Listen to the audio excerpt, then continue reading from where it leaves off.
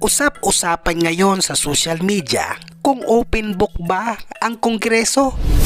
Pumutok ngayon ang naging pahayag ng angkor ng SMNI sa kanilang manatanong na aligasyon di umano na 1.8 billion travel expenses ng Kongreso. Kaya kine-question ngayon ni Congressman Johnny Pimentel kung anong basihan na gumastos di umano ang Kongreso ng 1.8 billion travel expenses. Tanong ko simple lang po, saan ho nyo nakuha? What was your basis to allege that the Congress spent 1.8 billion pesos? We have to know the source. Dahil dito nalalagay ngayon sa alanganin na maparusahan ang prangkisa ng SMNI. At dumipensa naman ngayon ang legal official ng SMNI. Ayon sa kanila, ang anumang pahayag na ginawa ng mga angkor ay hindi opisyal na paninindigan ng SMNI. There is a disclaimer of SMNI that any statement made by the anchors are not the official stand of SMNI. Ang tanong ng mga netizens, open book ba ang Kongreso? Ayon kay Congressman Johnny Pimentel, open ang Book of Congress at bukas ito sa publiko. Kaya tinanong niya dito ang finance officer kung magkano ba talaga ang travel expenses ng Kongreso. As I've said, the books of Congress are open to everyone, are open to public. So for the record, may I ask the finance officer or Secretary General Velasco, magkano ba talaga ang nakalaan sa budget natin for traveling expenses? I have here the financial report on the foreign travel, no? Since foreign travel was the one that was mentioned in that program. Number one, for the office of the speaker, no? These are the staff members of the speaker who accompanies him to in all his foreign trips. The total expenses of the office of the speaker from January to October this year, 2023, is 4,347,712 pesos and 58 centavos. Now, for all the congressmen and the secretariat, no, that this would cover the expenses, travel expenses of House members who are on official trips. The total for the same period, for period covering January to October 2023, is 35,257,411 pesos and 1 centavo. The total for all, no, Office of the Speaker and the House Secretariat and the members of Congress who go on official trip, 39,605,123 pesos and 61 centavos. So these are the financial figures, Mr. Chairman. Dahil dito, hiningian ngayon ng paliwanag ang SMNI sa aligasyong ito na sinagot naman nila na hindi ito aligasyon kundi pagtatanong. Ano ang rason na may bibigyan nyo sa amin na hindi kayo dapat patulan o hatulan ng violation against your franchise? Very clear ho. Ang aligasyon ho ng SMNI, 1.8 billion pesos ang ginastos ng Kongreso sa traveling expenses.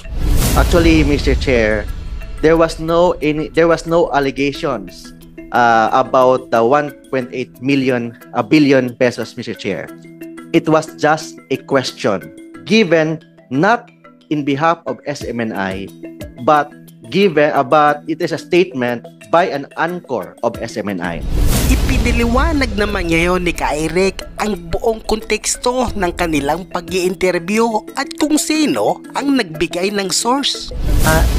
Ako po yung nagsabi sa forma ng pagtatanong mula po sa dalawang pinanggalingang impormasyon na pumasok po sa amin, particularly sa akin. And hindi po yung buong Kongreso ang tinutumbok ng pagtatanong na yon, kung hindi ang Office of the Speaker ni Speaker Martin Romualdez. So to give context to that, ini-interview po namin si former Presidential Anti-Corruption Commission Chairperson Greco Belica tungkol po sa 1.1 billion na allegation sa travel expenses ni Secretary Loizaga ng DENR. Live via Zoom siya. And then pumasok po yung unang impormasyon. Yung isang impormasyon ay unlisted number sa cellphone ko. Yung isa po ay kilala ko na source. At dati ko na po siyang nakakausap nung ako po ay nasa National Operations Command ng NPA. So matagal ko na siyang kilala at nagbibigay siya ng mga impormasyon noon nung ako ay aktibo pa sa NPA. So nagtutugma yung kanilang pagtatanong. Ka-Eric kindly ask the resource persons, former Secretary Greco Belica, kung totoo ba na may 1.8 billion na umabot na expenses si Speaker Martin Romualdez from the travel. So ako po yung unang nagbungad niyan habang ini-interview namin si Secretary Greco Belica. At ang source ko po, ang isa ay unlisted number sa text message, pero tumugma po doon sa isang source na kilala ko. And yun po ang dahilan kung bakit kami nagbungad noon without any intent of malice or imputing any sign of disrespect to the Speaker of the House, because it is we presume it is part of our editorial authority and policy as well to open questions pertaining to public interest issues. And sinabi namin na sana magpaliwanag dito si Speaker Martin Romualdez or ang House of Representatives as a matter of our obligation under the editorial authority provided by SMNI sa mga anchors. At sa bandang huli at nagkaalaman na, humingi na rin ng apology si Ka-Eric kay House Speaker Romualdez at sa buong Kongreso. Very clear, it is on record, it is on the minutes, inaamin po ninyo na nagkamali kayo ng information ninyo dahil sa nasabi nyo 1.8 pero 4.3 lang. Now, since nagkamali kayo, are you willing to recant your statements and apologize to Congress? If that will heal the wound of the degree of an amount of insult that was forwarded to Congress, kung ganun pong epekto niyan, wala pong problema sa akin personally yon. Because trabaho po namin na kilalanin ang pagkakamali kung may pagkakamali. Pero trabaho din po namin ang magtanong kung may dapat itanong. Ang pagpapaliwanag po sa mga datos na ito ay isang oportunidad na nanggaling doon sa pagtatanong. And we are very much willing to admit that indeed the source was wrong.